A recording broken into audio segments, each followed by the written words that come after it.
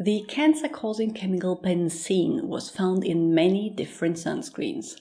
That was the headline that made my DMs explode when I was on a supposedly chilled family hiking vacation in Bavaria. A trip where I obviously packed a ton of sunscreen to slather myself and the kids in every single day. So, did I immediately throw those bottles away? Of course not. Did I still apply sunscreen like I used to? Of course I did. Does that mean I don't think it's an issue? It is actually a big issue, but maybe a slightly different one than you were led to believe.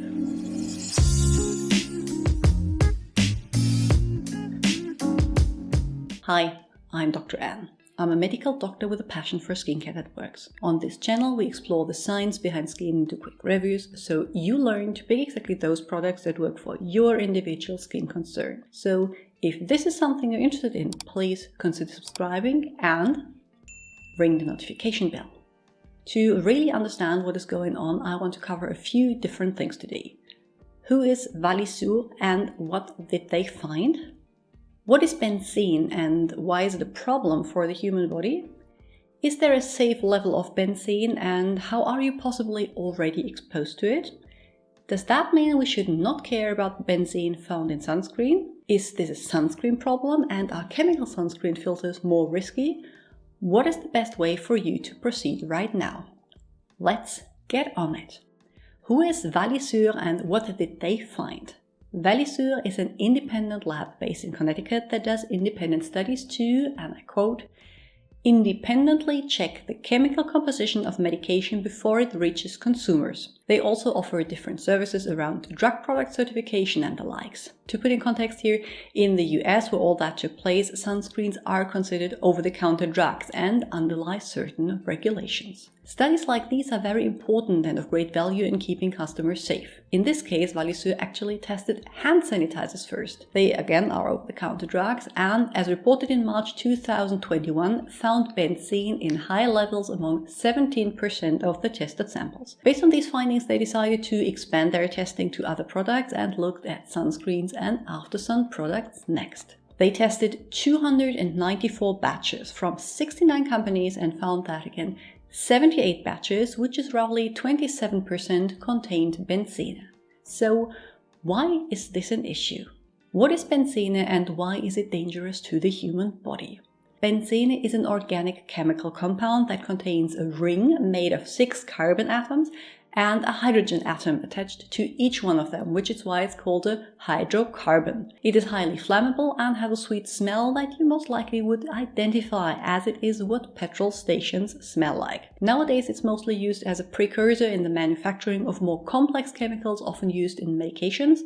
But back in the beginning of the 20th century, it was used as aftershave due to its pleasant smell or even to decaffeinate coffee. As it is often the case, it was only with time that we learned about its toxicity for the human body, which is why now you won't find it in coffee, aftershave or other personal care products on purpose. When benzene enters the body, which can happen through ingestion, inhalation or absorption via the skin, it undergoes metabolization via the liver, mainly through oxidation with several different conversion steps. Fun fact, one of these conversion steps is hydroquinone, which I have a video on here should you be interested. I won't go through them though, because what ultimately matters is that benzene and some of its products are linked to cancer, especially different forms of leukemia and bone marrow failure. It's a known human carcinogen. Is there a safe level for benzene and how are you already exposed to it? This is where things get complicated. There is no safe level that can be used in personal care products if something is a known human carcinogen. That is different from substance that might be toxic when reaching a certain threshold.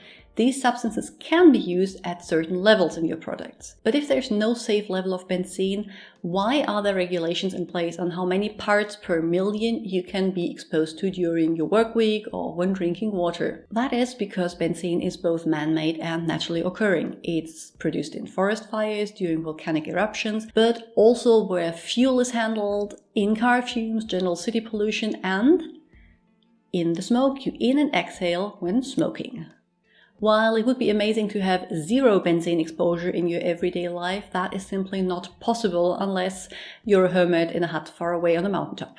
A non-smoking hermit on a forest-free mountain that is also not a volcano. Each and every one of us is exposed to certain levels of benzene, some people more than others, and this is where workplace regulations come in. We need people working in gas stations, but as they are more at risk spending their whole day in these fumes rather than quickly stopping by just to fuel up the car, regulations were made to assure that their exposure is as low as possible, and a cutoff has been set in place that shows when all the necessary measures are taken to protect workers' safety. As I assume most of you are not working in a gas station, your daily levels of exposure are lower, but will vary depending on where you live and if you or your household smokes. It should be as low as possible, but it will never be zero. Living is some dangerous business. Does that mean we should not care about the benzene found in sunscreens?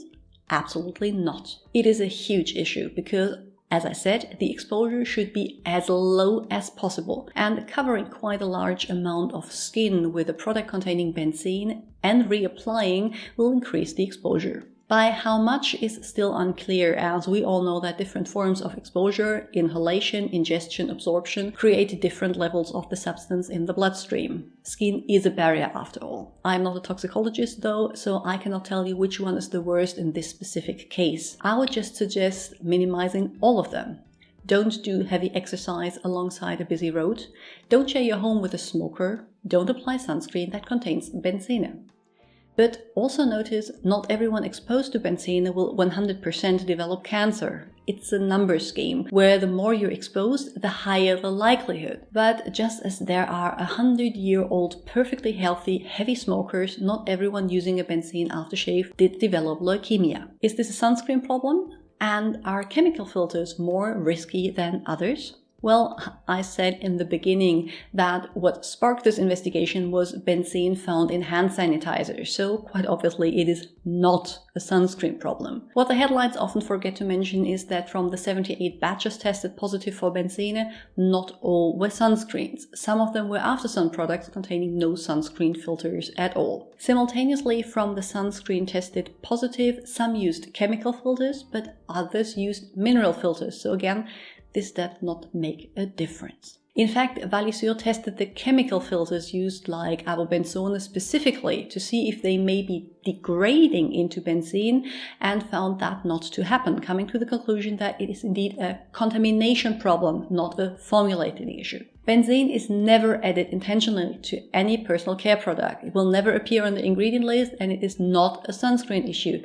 It is a manufacturing issue that needs to be investigated, which is what Valisure asked the FDA to do. What is the best way to proceed right now? First of all, do not stop wearing sunscreen. Unprotected sun exposure is also carcinogenic, and as I just pointed out, it is not a sunscreen problem. And while we're at it, don't stop using hand sanitizers either. We are still in a pandemic. Do go to the list Valisure provided. I will link it in the description box, and check if the sunscreen you have at home is affected. And don't just look at the brand name. These were tested by batch. So you need to check the barcode on the package. It is called UTC code and is specific to the product.